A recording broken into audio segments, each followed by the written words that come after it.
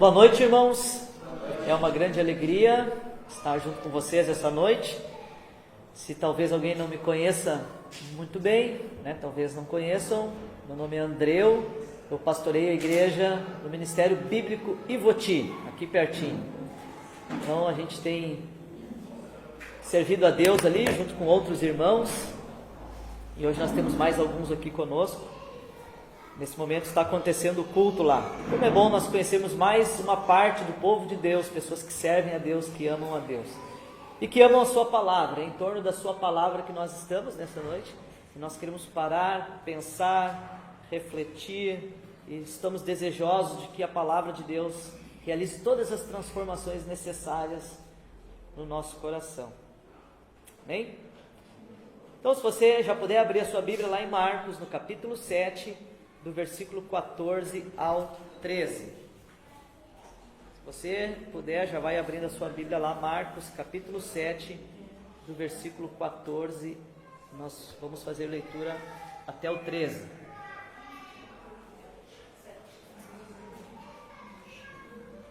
Marcos 7, do 14 ao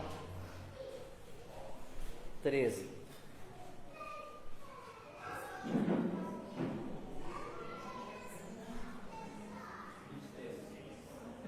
Perdão, 23. Marcos 7, do 14 ao 23. Você está com a sua Bíblia aberta? Fica com ela aberta. E nós já leremos o texto bíblico então. Nós temos como título da nossa meditação hoje, está aqui no slide, as armadilhas do nosso coração pecaminoso. É um assunto às vezes, que a gente torce o nariz para esse assunto. E vamos falar do nosso coração. Sempre é bom falar dos outros, ou falar de coisas externas que podem mudar ao meu redor, e aí eu posso até me alegrar no Senhor com isso, coisas externas mudando, mas quando nós colocamos o nosso olhar para o nosso coração, sempre dói um pouco, mas é necessário. Jesus, em muitos diálogos, muita conversa, ele fez as pessoas olharem para dentro do seu coração e perceberem as armadilhas do coração. Eu quero pensar um pouco com vocês a partir desse texto bíblico a respeito disso. Existem muitas armadilhas no nosso coração. Nós andamos muito distraídos, muito desapercebidos a respeito de tudo isso. E aí nós pecamos com muita facilidade. Nós desagradamos a Deus com muita facilidade, porque nós não temos essa real compreensão. Nosso coração, na realidade, é enganoso. Pensando sobre isso, vocês provavelmente lembram da queda do avião da equipe da Chapecoense. E foi um desastre terrível. Tinha um jornalista naquela queda do avião, que era o Rafael Heinzel.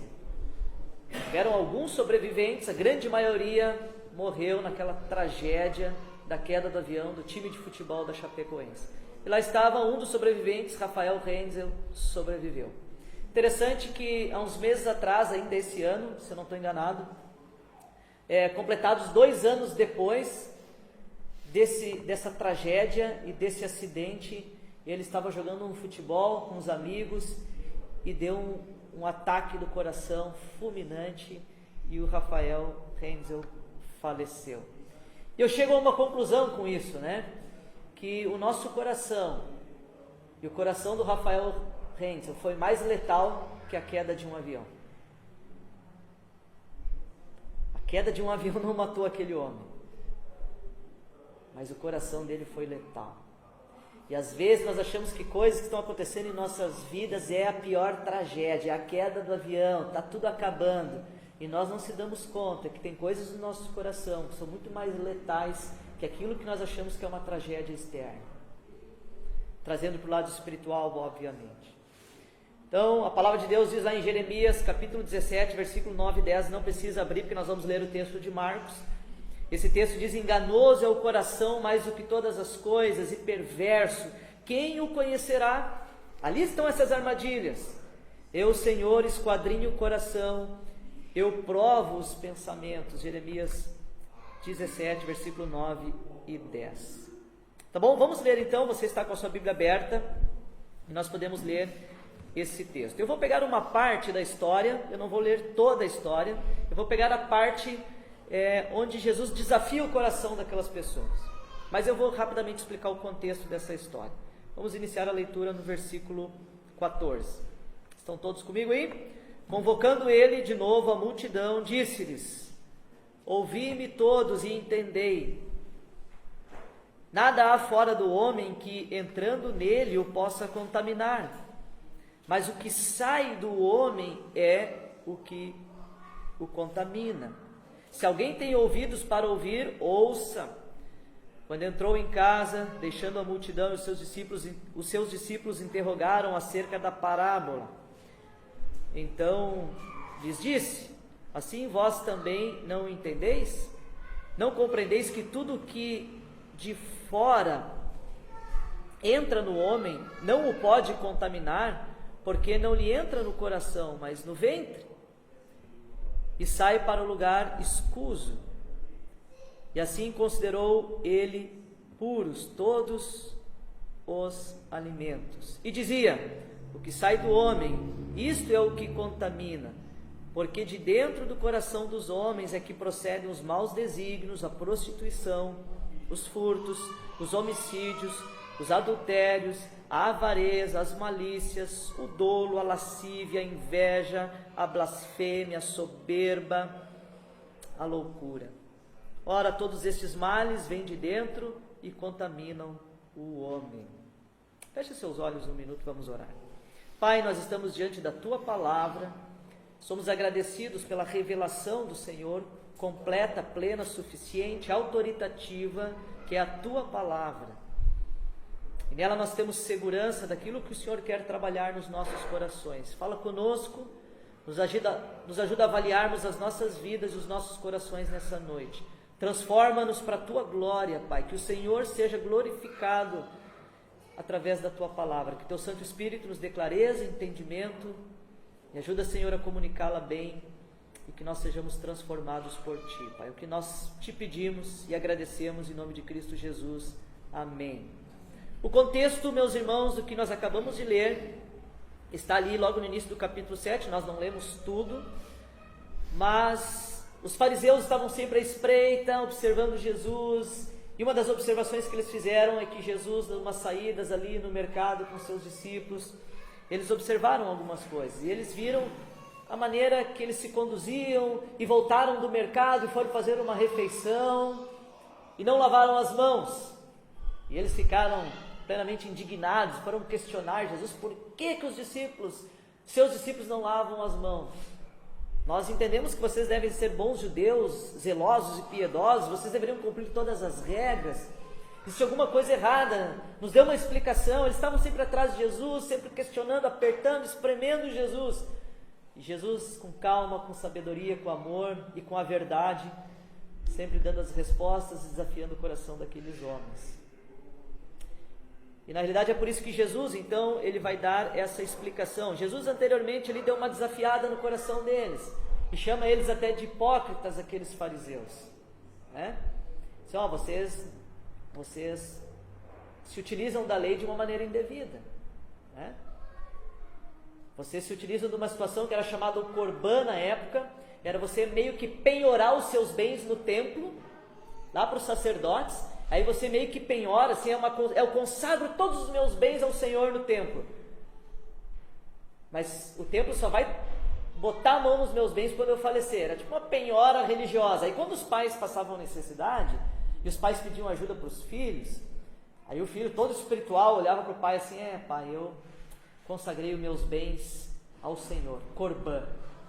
Enchia o peito na sua religiosidade. Eles deixavam de prestar socorro aos pais e descumpriam o mandamento: honra teu pai e tua mãe, em nome de uma regra religiosa. Então era todo um jogo político religioso para resguardar seus bens e não ajudar os pais, e com toda uma capa de religiosidade. Jesus desafia eles no contexto a respeito disso. Mas é interessante que depois de Jesus dar a resposta aos fariseus, o versículo 14, ele vai dizer: convocando ele de novo a multidão, e aí depois em casa, junto com os discípulos, vai ter um outro tipo de conversa, que não é direcionado aos fariseus. Então esse é o contexto desse texto que nós acabamos de ler. Eu quero pontuar 4 coisas com vocês, para nos ajudar a entender essas armadilhas do nosso coração. Como é que isso funciona? O que nós enxergamos?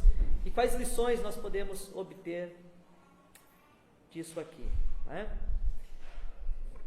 Em primeiro lugar, nós temos aqui no slide, você pode acompanhar junto comigo. Em primeiro lugar, e a primeira armadilha que pode acometer o nosso coração, e existiam corações pecadores diante de Jesus, assim como tem nessa noite corações pecadores, inclusive o meu. Então a primeira armadilha é não perceber que Jesus tem algo a dizer a respeito do nosso coração. Eles estavam preocupados no questionamento deles, o que o Senhor tem a dizer sobre faça ou não faça? Né? Por que eles não lavam as mãos? Tem que ser feito assim ou tem que ser feito assim? Eles estavam mais preocupados com coisas externas, e Jesus estava preocupado com o coração. Eles, na realidade, acreditavam que o que externamente entrava era o que contaminava o homem. Existia uma dieta, eram regras de alimentação baseadas no Antigo Testamento, algumas coisas acrescentadas do Midrash, Mishnah, eram livros de tradição dos judeus, eram comentários e regras, que na realidade eram um aumento daquilo que era a lei no Antigo Testamento. E preocupados com todas essas regras, eles acreditavam que a comida externa, entrando uma prática externa, é que ia contaminar o homem interior. Mas a palavra de Deus tem uma proposta totalmente diferente. A palavra de Deus nos ensina que o nosso coração já é totalmente corrupto. Nós já nascemos em pecado. Então não é alguma coisa externa que vai nos contaminar. Mas o nosso coração não precisa de coisa externa. O nosso coração já é corrupto na própria natureza pecaminosa do qual nós nascemos. E esse é o maior cuidado que nós devemos ter. É esse olhar atento para o nosso coração. Então, não perceber que Jesus tem algo a dizer a respeito do nosso coração é uma grande armadilha. Porque quando eu não percebo que Jesus tem algo a dizer, eu me distraio com outras coisas que não são tão importantes. Eu, como pastor, lido com tantas pessoas, e a gente escuta tantos problemas, e vem tantos dilemas, as pessoas despejam sofrimento diariamente, a gente lida com isso. E a pessoa acha que o maior problema dele é aquela circunstância. Pastora, minha mulher, o problema é minha esposa. O problema é que eu fiquei desempregado. O problema é essa doença que surgiu agora. O problema é aquele irmão na igreja que é difícil. O problema é sempre a circunstância. E aí, a gente tem que levar para a palavra, fazer entender, vamos avaliar o seu coração. O maior problema é como nós reagimos às circunstâncias difíceis. Esse é o maior problema. Eu reajo para a glória de Deus? Ou reajo com a minha natureza pecaminosa, pensando em mim mesmo? Então, Jesus tem algo importante para dizer, e veja que a instrução de Jesus, ela se conota como importante e também solene, de certa maneira. O versículo 14 diz assim, convocando ele de novo a multidão, veja que partiu de Jesus. Jesus já tinha dado uma explicação para os fariseus, mas ele chama a multidão e os discípulos agora. É Jesus que tem a iniciativa. Enquanto eles estão distraídos com uma resposta de coisas externas, eles estavam satisfeitos, eu acho, com a resposta, mas Jesus não estava satisfeito, né?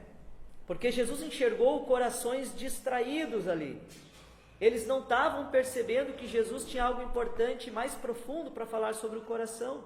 E Jesus fala assim nessa expressão, disse-lhes, ouvi-me todos e entendei. Então Jesus, ele chama a multidão e ele já introduz o seu ensinamento.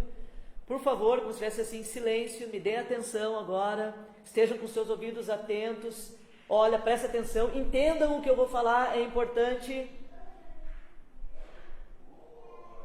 Então, se Jesus está tomando essa iniciativa, ele está fazendo as pessoas pararem e olharem profundamente para os seus olhos, para as palavras que ele tinha para dizer, é porque Jesus tinha algo muito importante para dizer.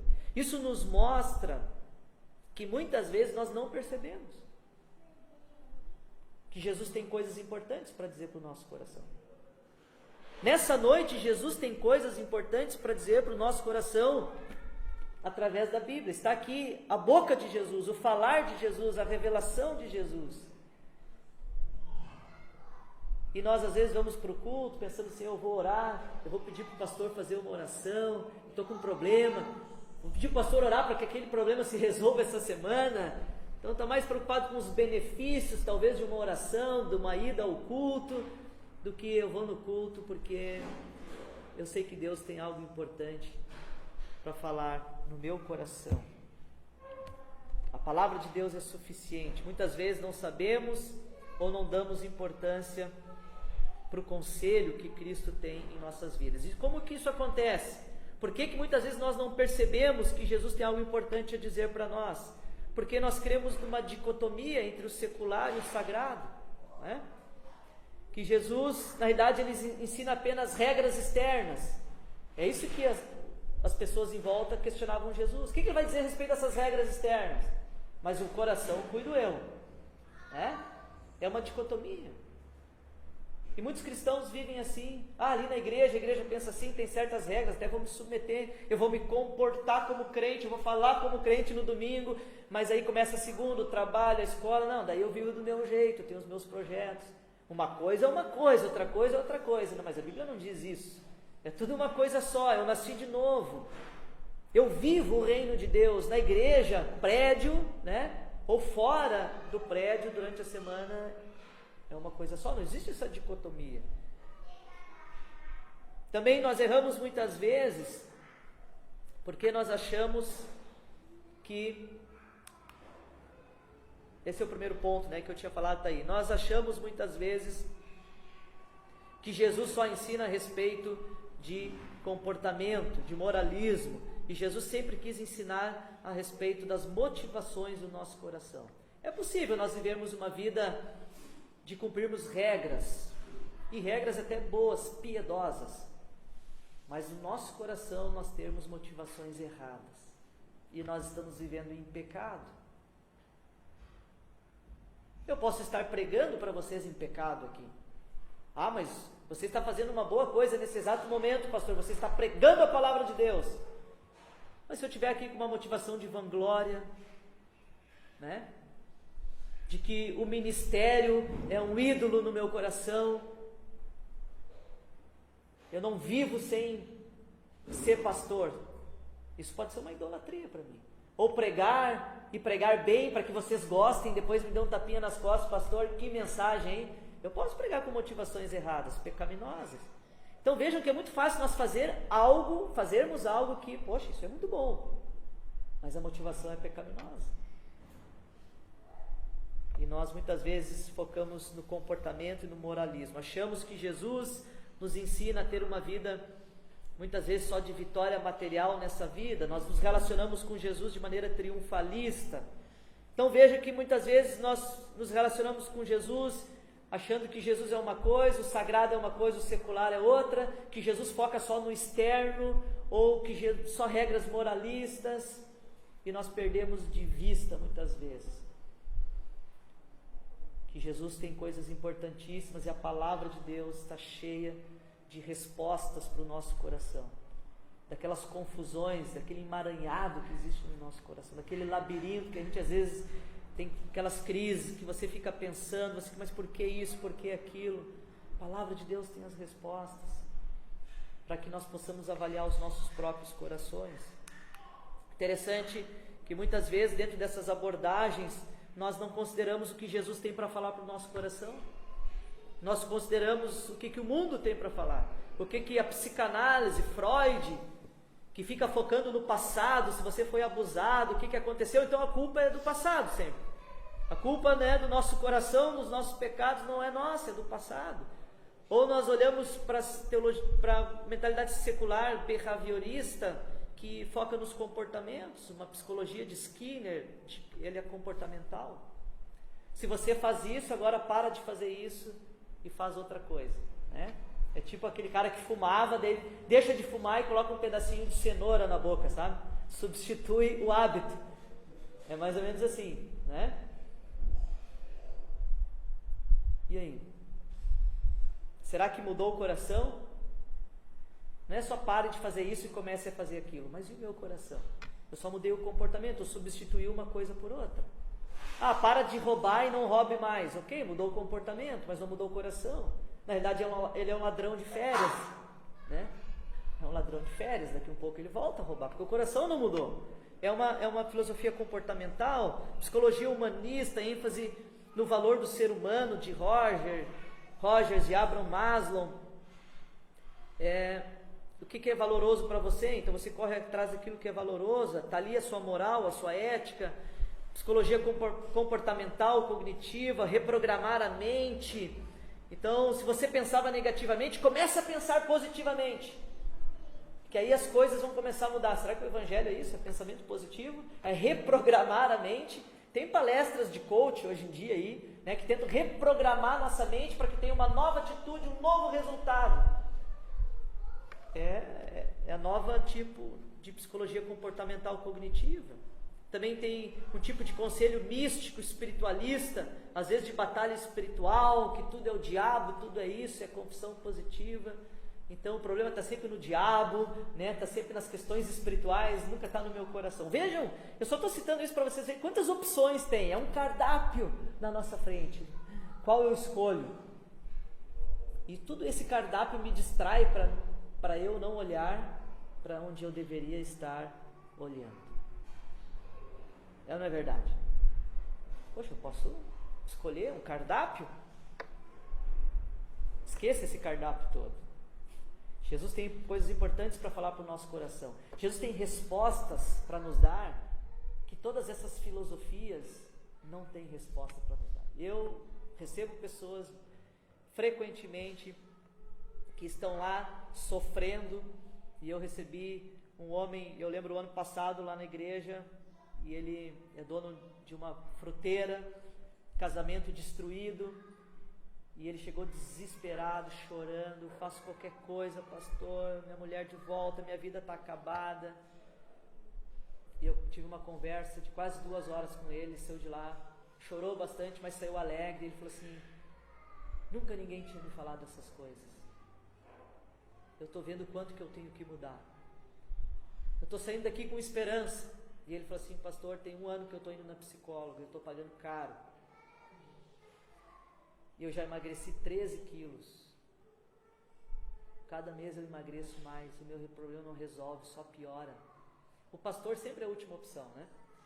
Jesus, a palavra, quando foi no psiquiatra, no psicólogo, no macumbeiro, não tem mais saída. Eu acho que eu vou na igreja agora, acho que eu vou procurar um pastor. A gente lida com isso, né? Quando está tudo destruído. Ele não encontrou respostas nesses profissionais, né? Nessas filosofias. Deus restaurou o casamento dele. Hoje eles estão casados novamente, né? Porque em Cristo e na palavra haviam respostas para o coração dele, que em outro lugar não tinha. Então essa é a primeira armadilha. Nós não percebemos que Jesus tem algo a respeito e respostas para dar para o nosso coração. E nós temos que estar atento a isso, né? Então, busque socorro e recorra a Jesus, não recorra a outras coisas. E você talvez se pergunte, né? E pergunte a Deus: por que tenho tido esses sentimentos? Por que eu tenho tido essas emoções, muitas vezes pecaminosas no meu coração? Eu não sei de onde vem isso, esses desejos. Eu não sei de onde vem essas tentações, esses pensamentos, essas angústias, tristezas, ansiedade, essas preocupações. Tudo isso está me consumindo. Vá para Jesus. Jesus tem algo importante para dizer para o seu coração. Jesus solenemente reuniu essas pessoas e disse assim: ouçam, prestem atenção em mim, entendam, eu tenho algo importante para dizer para vocês. Eu já dei a resposta para os fariseus, mas agora eu quero aprofundar mais esse assunto. Eu quero falar algo importante para vocês. Amém? Segunda questão é que dentro dessas armadilhas do nosso coração, acreditar que o problema muitas vezes está fora de nós. Essa é uma armadilha, acreditar que o problema está fora de nós. O versículo 15 que nós lemos, também o versículo 18b e o versículo 20, se você está com a sua Bíblia aberta, acompanhe aí. Jesus é muito claro nas suas palavras: não há fora do homem não há nada, né? Fora do homem que entrando nele o possa contaminar. Mas o que sai do homem. Então o que Jesus está falando? É que muitas vezes, por que ele está orientando isso? Porque aquelas mentes acreditavam que o problema estava fora. É por isso que ele está dando essa orientação. Eles acreditavam que o problema estava fora. Versículo 18, então, lhes disse assim, vós também não entendeis, não compreendeis que tudo que de fora entra no homem não pode. Então ele reforça essa ideia. E o versículo 20, ele dizia, o que sai do homem, isso é que contamina. Então Jesus ele vai desenvolvendo a ideia, ele repete, ele reforça. Por que tudo isso? Porque existia uma mentalidade de pessoas que acreditavam que o problema estava fora deles. Isso era muito comum dentro da mentalidade dos judeus, dentro de tantas regras de tradição, inclusive regras de alimentação. Tinha a questão de não lavar as mãos, ou de comer isso, não comer aquilo. Interessante que nesse texto, Jesus, aqui nessa explicação, ele usa a palavra grega koinos, 5 vezes nesse texto. E essa palavra grega significa contaminação. Então essa é a grande questão, né? A contaminação. Vem de fora para dentro ou de dentro para fora? Esse é o eixo do pensamento de Jesus. Contaminação.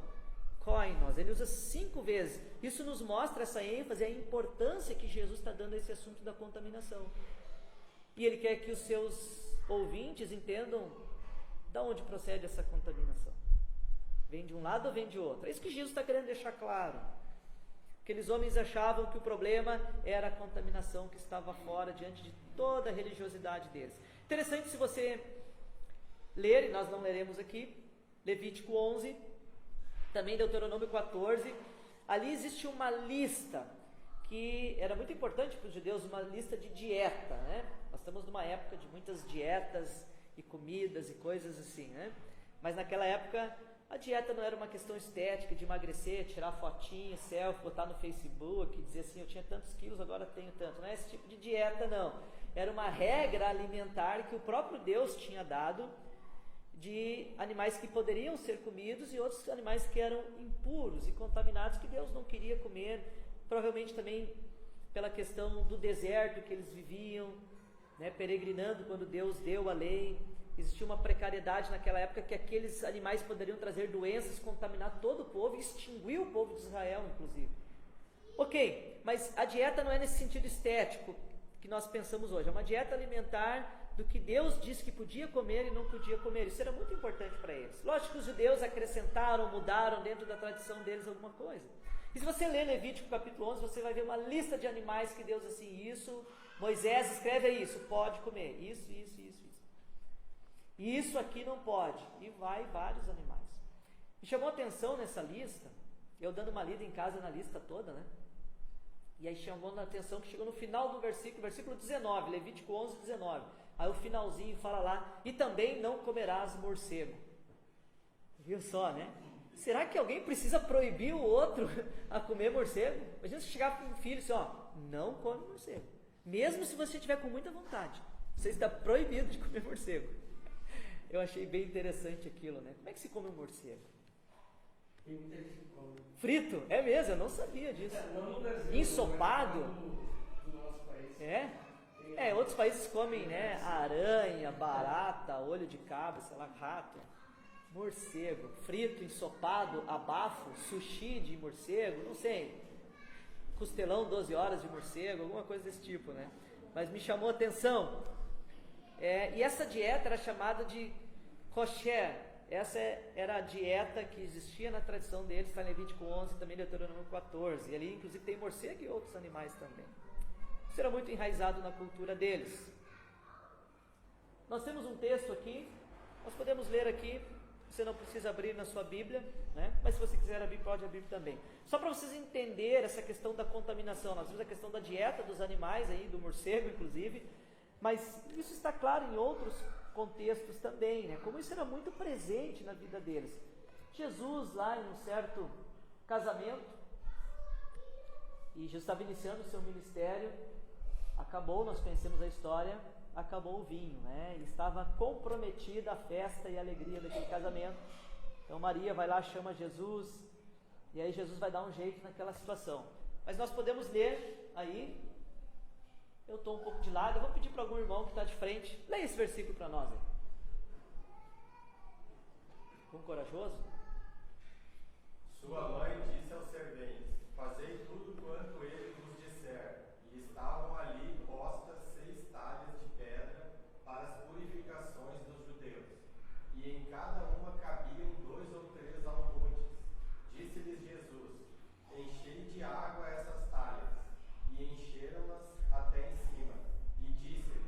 Caminhai agora e levai ao mestre Sala, e levai.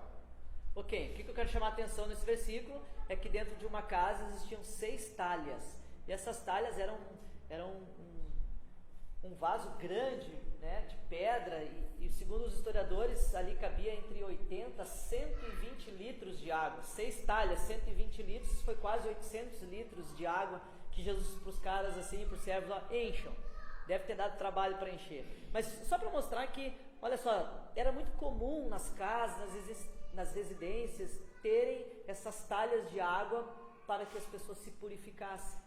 Então isso era tão forte que não era assim em poucos lugares. Era em todos os lugares, tinha, essa purificação tinha que acontecer, as pessoas tinham que se lavar. E Jesus usa isso, que é tão simbólico na tradição deles, para transformar a água em vinho. Jesus estava dizendo assim, eu sou muito maior que a tradição de vocês. Né? Ele pega elementos da tradição para se revelar como Criador. Não é? Mas só para que vocês vejam que tudo isso, né, uma dieta, uma regra de dieta lá em Levítico 11, na cultura deles, o lavar a mão e tudo mais, eles achavam que tudo isso é que contaminava o homem. Estavam tão distraídos, não percebiam os seus próprios corações. Quantas vezes hoje crendices evangélicas acham que vão contaminar o homem? Não pode tomar Coca-Cola porque é do diabo, né? Não pode ser um desenho da Disney porque vai entrar um demônio na sua casa se você deixar um filho assistir um desenho X. Tudo bem, se tem uma mensagem ali que vai fazer ele pensar por um outro lado, evite, né? Mas às vezes se levam para um lado místico, né? Não pode usar uma roupa tal porque essa roupa aqui ela traz uma maldição. Quantas pessoas têm essas coisas, né?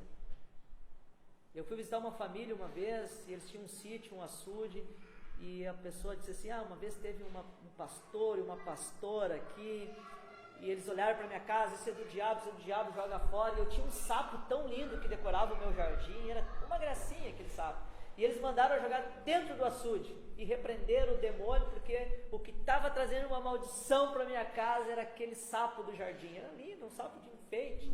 Quem falou que o sapo é do diabo foi Deus quem criou o sapo. Depois e aí eu expliquei biblicamente, mostrei, orei, falei, Deus quer trabalhar na família de vocês, mas no coração, para que vocês aprendam a viver para a glória de Deus, que Cristo seja refletido na vida de vocês. O foco de Deus, de Cristo, não é esses misticismos, né? E aí depois eles esvaziaram o açude, recuperaram o sapo, deram um banho no sapo e botaram no jardim. O sapo é uma bênção hoje no jardim deles lá, né? Deixa o sapo lá. Tá vendo essas crendices? A gente pensa, nos tempos bíblicos, que ignorância dessas pessoas. Gente, meus irmãos, hoje essa mesma ignorância, esse mesmo foco errado, externo, as pessoas não estão preocupadas com a transformação do coração. E muitas vezes isso acontece. Jesus anula essa ideia de que as coisas externas contaminam, ou seja, de que o problema está fora. Paulo ensinou isso claramente lá em Coríntios, falando das carnes sacrificadas a ídolos ou não, né? Em Coríntios capítulo 10, Romanos capítulo 14, início do 15, as pessoas ficavam naquela, será que a gente come esse tipo de carne ou não come? Isso vai trazer uma maldição para mim ou não? Mas o próprio Paulo disse assim, olha, se você agradece, ora, o demônio não vai entrar na tua vida. Quantas coisas que a gente consome que a gente nem sabe de onde que vem, né? Ora, agradece, come. Lógico, se você sabe, e também isso pode causar um escândalo, um tropeço para alguém, você evita, né? Paulo está orientando aqueles irmãos a serem maduros na fé.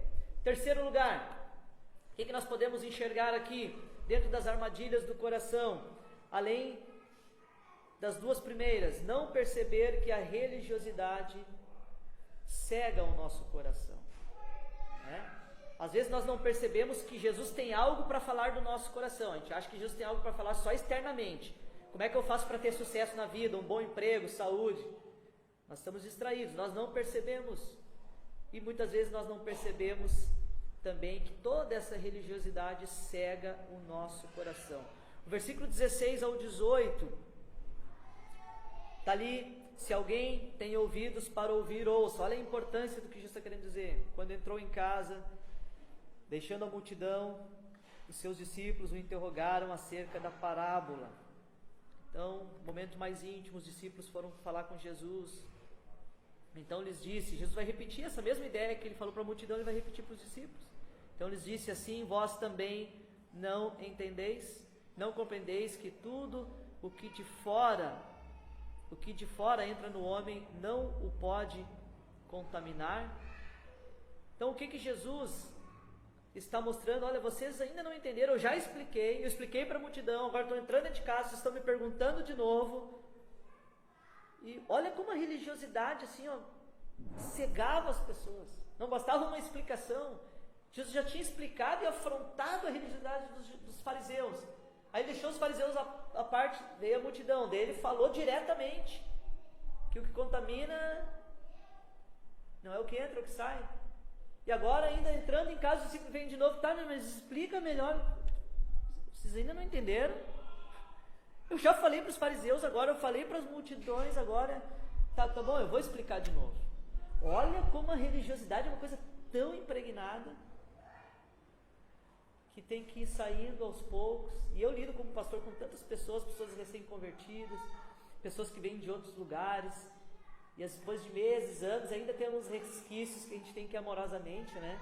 Olha, a Bíblia diz assim, porque a religiosidade é um engodo, é uma mentira, que muitas vezes nos escraviza. Então, não admitir que o problema do homem está no coração é mais uma armadilha, né? Quer dizer, não perceber, ponto 3, que a religiosidade cega o nosso coração é mais uma armadilha.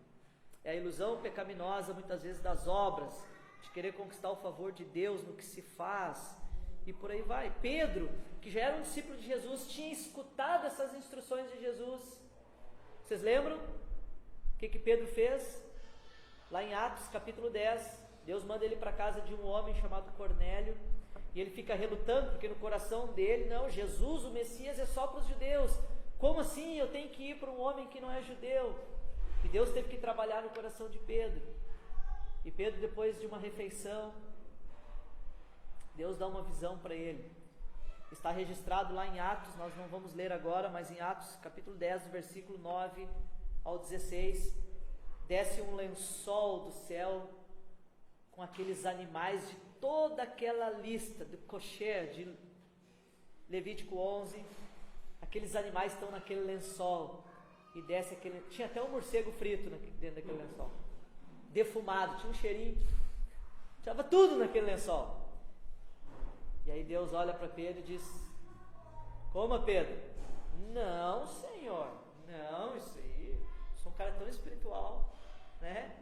Eu cumpro as regras, eu cumpro a lei, eu sou. Come, Pedro. Você não vai rejeitar. Eu estou santificando. Deus teve que trabalhar no coração de Pedro. Veja que ele tinha escutado tantas coisas de Jesus. Já era a terceira explicação nessa cena de Jesus, e mesmo assim, Pedro lá na frente ainda precisou que Deus trabalhasse mais coisas no coração de Pedro. Olha como a religiosidade fica impregnada em nós. E tudo isso obscurece o principal, que é o nosso coração. Então isso é um fator de armadilha, né? Religiosidade cega os nossos corações. A religiosidade é uma linda roupa de piedade que esconde o nosso coração. Mas o coração está podre, mas a roupa de piedade ela brilha, né? Ela é linda. A veste de piedade é sensacional, mas por dentro nós estamos podres. Muito interessante isso, né? O que Jesus expõe, e aqueles homens estão ali prestando atenção nessas explicações de Jesus, o que Jesus está querendo cavocar do interior daqueles ouvintes, e é o que Deus está fazendo conosco agora. E o último ponto que nós podemos observar, irmãos, ponto 4, dentro dessas armadilhas: não admitir que o problema do homem está no coração. Como nós somos duros em admitir isso. Isso é mais uma armadilha, né? Não admitir. Só que o orgulho está lá, né? Nós somos orgulhosos e a gente não admite, a gente bate o pé e a gente acha que não, no meu coração não. Eu, como pastor, tenho lidado com aconselhamento bíblico e nós vamos chegando no coração e na raiz do problema. Daí, quando é como se você pisasse no calo do indivíduo. Daí ele, não, aqui não. Às vezes ele nem quer mais reunir contigo para conversar. É verdade. Não, André, para por aqui, eu não quero que tu toque mais nesse assunto. Porque nós chegamos no coração. Né? Enquanto está nas coisas externas, né? Na tragédia do avião, que as pessoas acham que é tragédia, o que acham que é o problema dela. Quando a gente está nos fatos do faça ou não faça, da religiosidade, quando a gente está no nível dos comportamentos externos, ok. Quando a gente entra no coração, começa a identificar algumas coisas, começa a mostrar e apontar, aquilo dói, né? Muitos se rendem, se submetem, e ali é onde acontece a real transformação. É na raiz, é no coração. Ali é onde acontecem as verdadeiras transformações. Nós, na realidade, não gostamos de assumir a culpa. A Bíblia é clara ao mostrar que o problema está no nosso coração. Nós lemos inicialmente o versículo lá em Jeremias 17:9. Enganoso é o coração mais do que todas as coisas, e perverso, quem o conhecerá? E tem outros textos, a Bíblia é muito clara que o problema está no nosso coração. Veja que Jesus então dá uma lista de 13 pecados para finalizar o texto e o seu ensinamento. Ele vai listar aqui 13 pecados. Versículo 21. Porque de dentro do coração dos homens é que procedem os maus desígnios, a prostituição, os furtos, os homicídios, os adultérios, a avareza, as malícias, o dolo, a lascívia, a inveja, a blasfêmia, a soberba e a loucura. Todos esses males vêm de dentro. E é isso, né? Vem de dentro e contamina o homem. Jesus lista 13 pecados. Jesus não está querendo dizer que são esses os pecados que existem. Ele não está querendo desenvolver uma teologia sistemática aqui de ramartiologia, né? Doutrina do pecado. Os pecados existentes são esses 13. Não, são muito mais. Jesus simplesmente enumerou alguns para eles verem a profundidade e o peso do pecado saindo do coração do homem. Jesus colocou pecados terríveis aqui, né?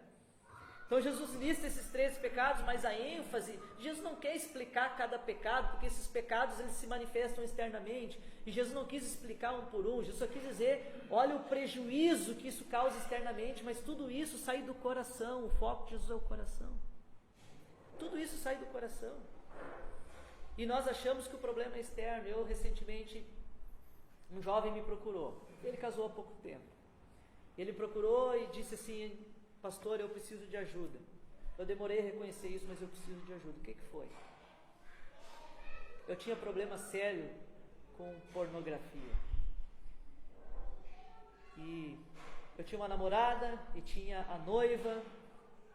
E eu achei que o problema é que eu não era casado ainda. Por isso que eu não conseguia resistir às tentações da pornografia. Mas no momento que eu casasse, aí eu ia ter o que eu gostaria de ter. E aí eu não vou mais precisar da pornografia. Mas pastor, eu casei há 5 meses atrás. E eu tenho o que eu quero. E nós somos um casal novo, né? Temos muita energia para fazer muitas coisas. Mas eu ainda continuo escravo da pornografia. Ele achou que se ele casasse... O meu problema é que eu não sou casado. O problema dele não é que ele não era casado. Ele casou, resolveu o problema? Recém-casado, casal em lua de mel, continua escravo da pornografia. O problema dele não era não ser casado, era o coração. Então, vamos lidar com coisas do coração. Por que eu faço o que faço? Por que eu estou disposto a pecar para desagradar o meu Deus? Onde estão os problemas no nosso coração? E nós não nos atentamos a isso muitas vezes. Então vamos ajudar esse jovem. E a dinâmica do pecado no nosso coração, como é que funciona? Deixa eu só passar para vocês para nós encerrarmos aqui. A dinâmica do pecado no nosso coração funciona da seguinte maneira. Nós temos desejos, e esses desejos, eles nascem no nosso coração a todo momento. E desejos, muitas vezes, não são até... podem ser desejos bons, legítimos, que não são ruins. Mas o problema é quando esses desejos, muitas vezes, existem desejos ruins. Por exemplo, esse jovem, ele quer ver pornografia, é um desejo ruim. Mas existem desejos bons, legítimos, né? Mas o problema é quando esses desejos, muitas vezes, eu quero trocar de carro. É pecado desejar trocar de carro? Não, eu consigo dar mais carona para os irmãos na igreja, eu vou servir melhor a Deus. A gente justifica aquele desejo espiritualmente e não é pecado. Que legal que eu quero trocar de carro. O problema é quando esse desejo ele começa a virar uma necessidade no nosso coração. Daí, quando vira uma necessidade, eu estou dizendo assim, eu preciso disso. Opa! Né? Aí, sobe mais um nível. Além de necessidade, isso vira uma exigência. Olha como é que as coisas vão acontecer no nosso coração. Vira uma exigência. Já não é eu preciso, eu não abro mão disso. Eu faço o que for preciso para ter o que eu quero. Eu faço o que for possível para ter o que eu quero. Então, às vezes começa com um simples desejo. Eu estou pensando, é um desejo. Que vira uma necessidade, que vira uma exigência. Ali se estabelece uma idolatria no nosso coração. Eu estou disposto a pecar para ter aquilo que eu quero. É isso aí. Peco para ter o que quero. Ou então, peco porque não tive o que quero. Estou disposto a pecar. Me mato trabalhando, vou lá, faltam os cultos na igreja, não dou atenção para a família, mas eu tenho que trocar de carro. Você está pecando. Você está deixando de lado outras prioridades na sua vida porque você quer trocar de carro. Estou disposto a pecar, a desagradar a Deus para ter o que eu quero. Isso virou um ídolo, está na frente de Deus. Então veja que a idolatria ela é muito disfarçada no nosso coração, mas ela começa com um desejo tão inocente que vira uma necessidade e que vira uma exigência. Quando vira uma exigência, estou disposto a fazer qualquer coisa. Eu peco para ter o que eu quero. E se alguém me impedir, eu assumo o trono de Deus, estou disposto a punir quem quiser me impedir de ter o que eu quero. Eu puno. E quem pode punir é Deus, não somos nós. Irmãos, isso acontece tão frequentemente no nosso coração. A idolatria, os ídolos do nosso coração pode ser 5 P's. P de poder, né? Ter o controle das coisas, posse, ter coisas, bens. Um ídolo do nosso coração pode ser paz. Eu não quero me incomodar.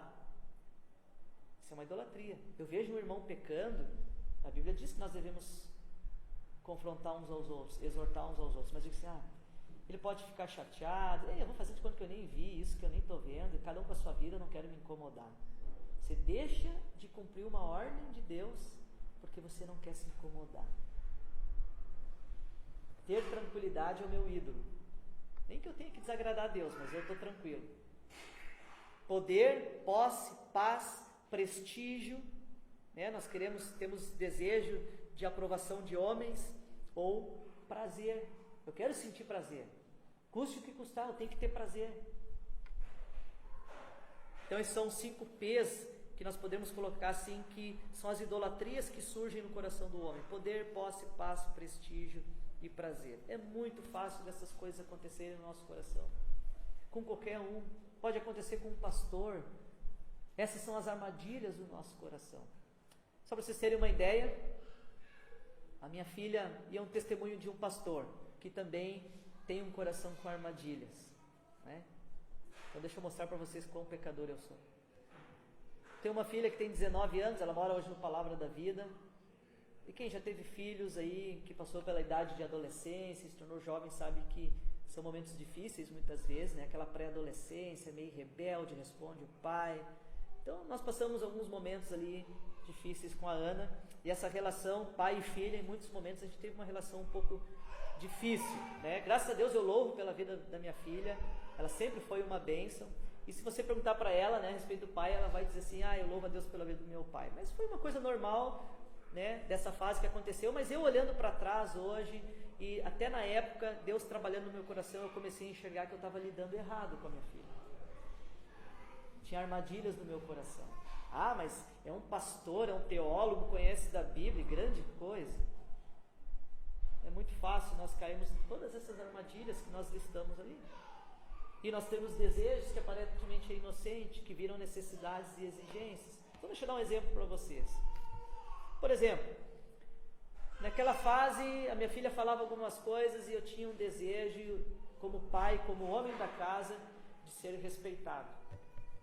Vocês acham que é pecaminoso esse desejo? Todo homem quer ser respeitado, ela não é? Que a mulher respeite os filhos. O homem quer ser respeitado. E aí a minha filha, naquela fase difícil, pré-adolescência, aí tinha momentos que ela não me respeitava. Ou fazia o que eu contrário do que eu falava, ou verbalmente não me respeitava. Aí chega um ponto que, não, eu preciso ser respeitado. Aí já dá uma batida na mesa, eu preciso ser respeitado. Né? Porque a Bíblia diz, porque é uma necessidade. E quando ela não me respeitava, acabava com o meu dia, eu ficava triste, eu ficava remoendo aquilo.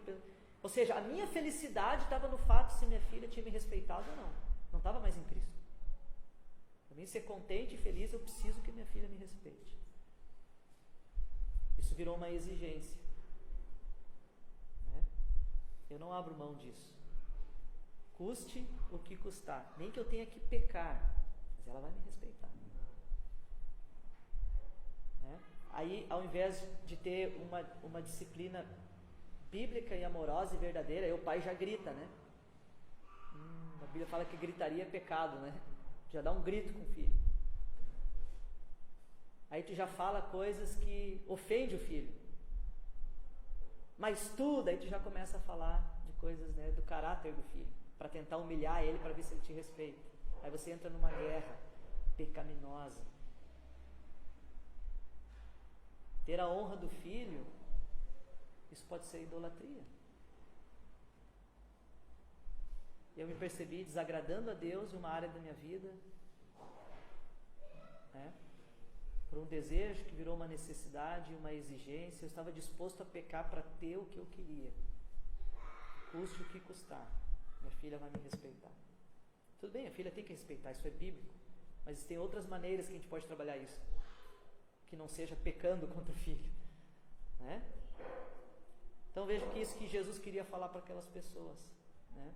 Que estavam tão focados na religiosidade, nas coisas externas, que contamina, não contamina, pode comer, tem que lavar a mão. Jesus estava tão interessado no coração daquelas pessoas, que elas olhassem as armadilhas do coração.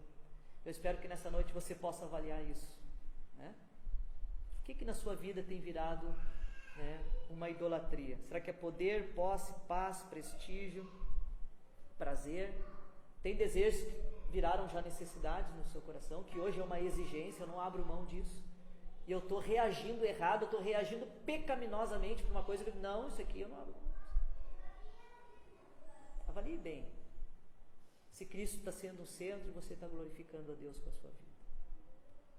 Que Deus nos ajude, nos abençoe, possamos perceber todas essas armadilhas, não perceber que Jesus tem algo a dizer a respeito do nosso coração. Às vezes procuramos outras alternativas, mas corre para Jesus.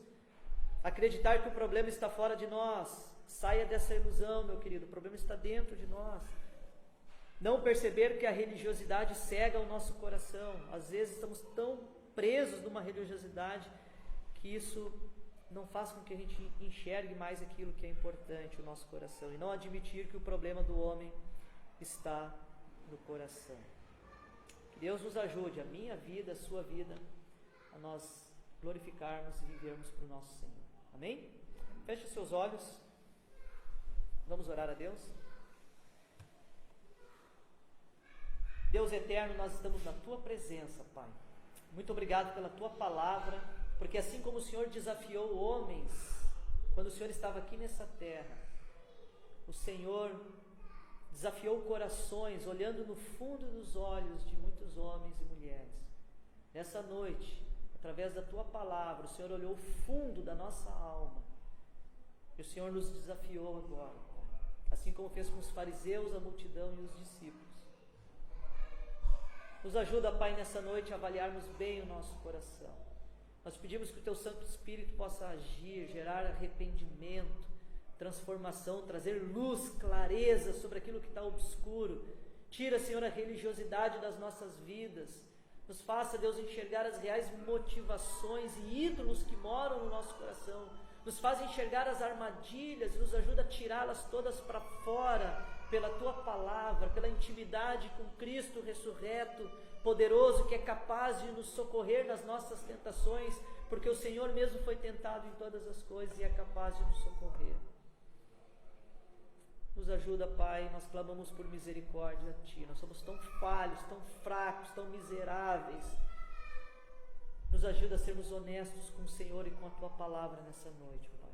Transforma-nos para a Tua glória e que a nossa vida reflita Cristo Jesus em cada momento. É o que nós te pedimos e te agradecemos no nome eterno do teu Filho Jesus. Amém. Amém. Deus abençoe os irmãos. Foi uma alegria aqui estar com vocês.